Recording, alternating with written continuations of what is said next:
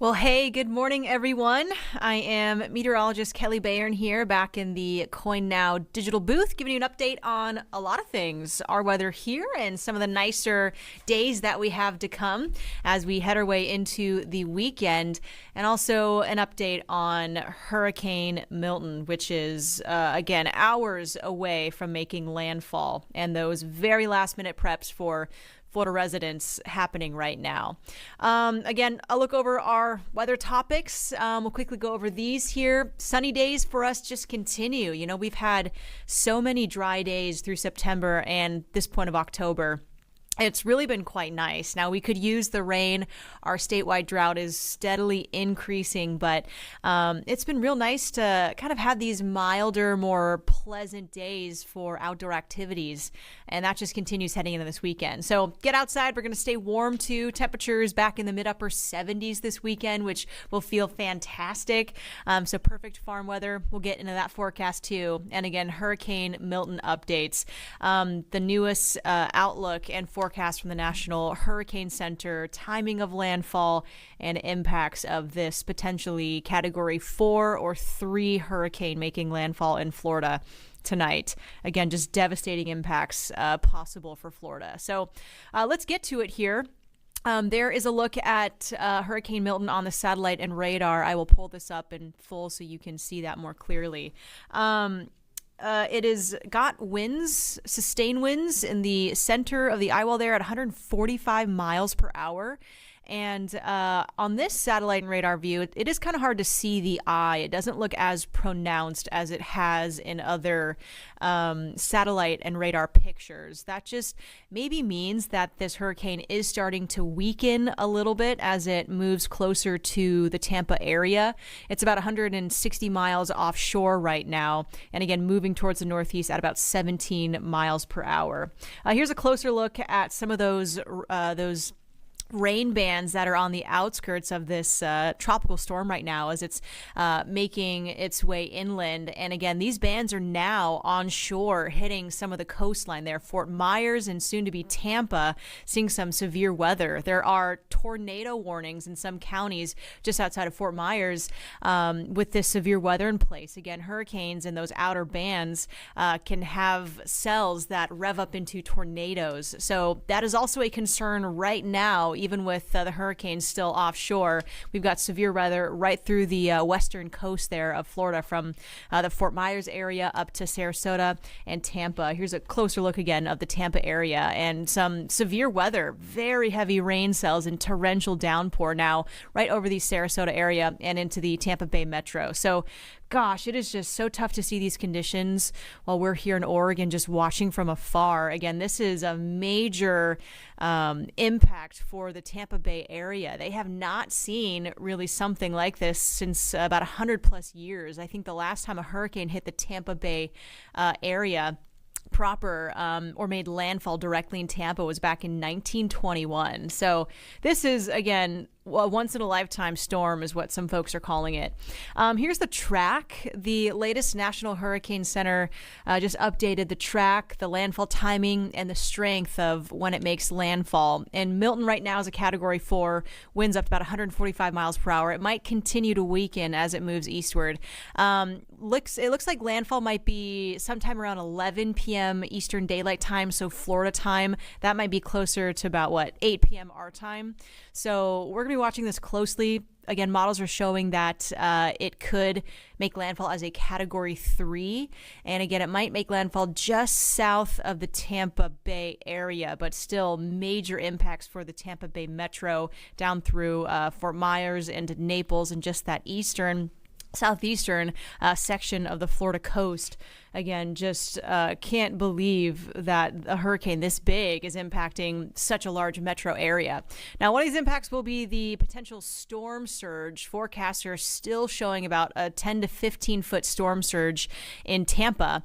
Fort Myers maybe 8 to 12 feet, and it is always the strongest storm surge, again, right south of the actual eye. So if this makes landfall in the Tampa area, expect a big storm surge there, and then southward, that storm surge maybe up to about 12 feet.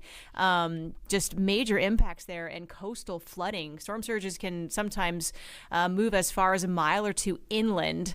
And here's just a graphic that shows what storm surge is. So you have your normal sea level, maybe a house right on the sand there on the coast. There are a lot of coastal properties in Florida, but storm surge is from the strong winds in a hurricane. Just the wind field continues to push these strong winds, and it ushers a whole bunch of ocean water onto land, inundating it. So a 12-foot storm surge, look how high that is compared to a one-story house, nearly to roof level. So we are, again, expecting some impacts like this, potential storm surge and flooding looking like this in some areas around the Tampa Bay metro and further south into Sarasota and that area. With a storm surge forecast this high, we could see, again, a number of houses underwater just due to the storm surge. So, again, major impacts with Milton. We will see that destructive coastal storm surge. We will see hurricane force winds, the timing of winds ramping up above about 34 miles per hour or becoming tropical storm force winds is happening right now through the early afternoon. And then those hurricane force winds might come around 5 p.m. Florida time. So just devastating winds knocking down power. Again, ripping roofs off. There's a lot of debris still left from Helene just a couple of weeks ago.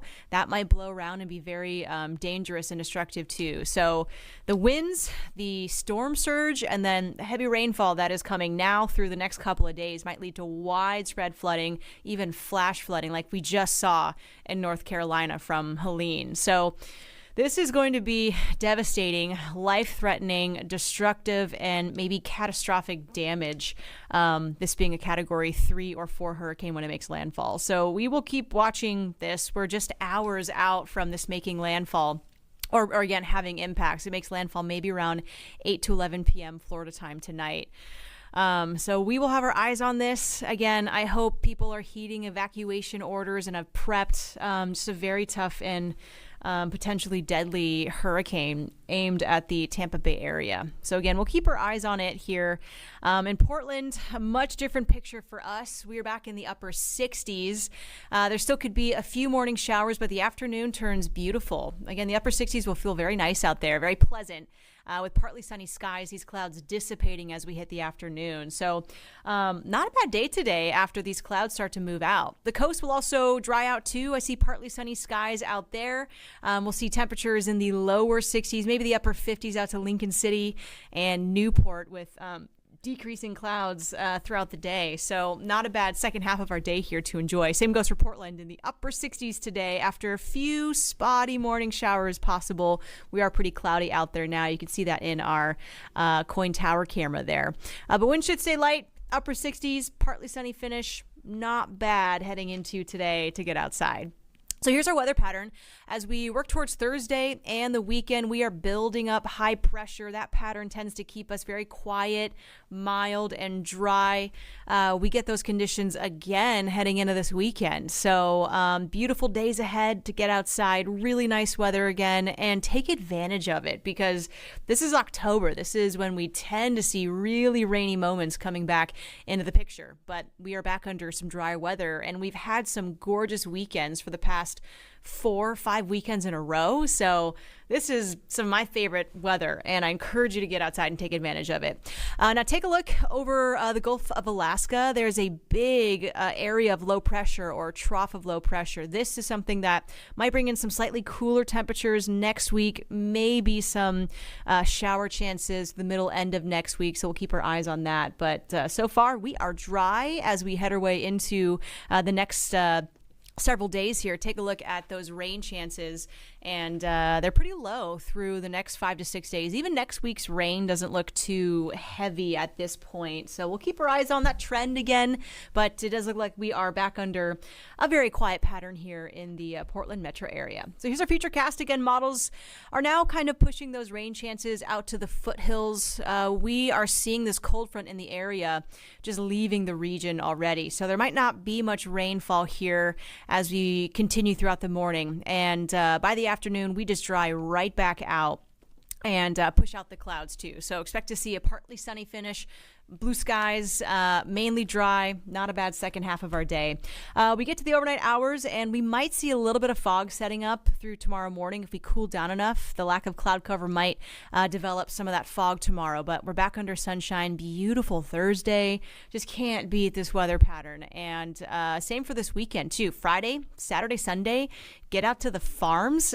We will see some great weather for that, mainly dry. Friday might see a few more patchy clouds, but Saturday looks sunny and pretty warm. We're in the upper 70s, mid to upper 70s on Saturday. So if you're out there in the afternoon, that is a t-shirt temperature. So keep that in mind. Really warm this weekend, and it's going to feel great out there.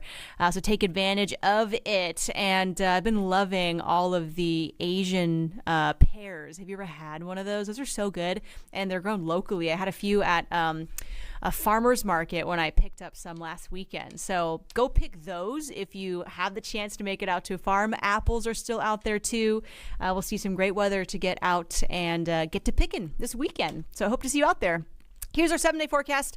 Again, beautiful, dry, sunny conditions, low to mid 70s. Really can't get more perfect than that. So enjoy these days. I think we will, again, dry out as we move into this afternoon and continue with the dry weather through early next week. So have a great weekend. Have a great rest of the week. We'll keep our eyes on Hurricane Milton as we head into tomorrow. We're likely to see some of the aftermath in the Tampa area, and we'll keep our eyes on that and bring you updates. Okay, that's it for me. I will see you tomorrow. We've got our Josh Kozar in at noon and our chief meteorologist Natasha Stenbach tonight in the evening. So we'll catch you later. Thanks for tuning in and have a wonderful day.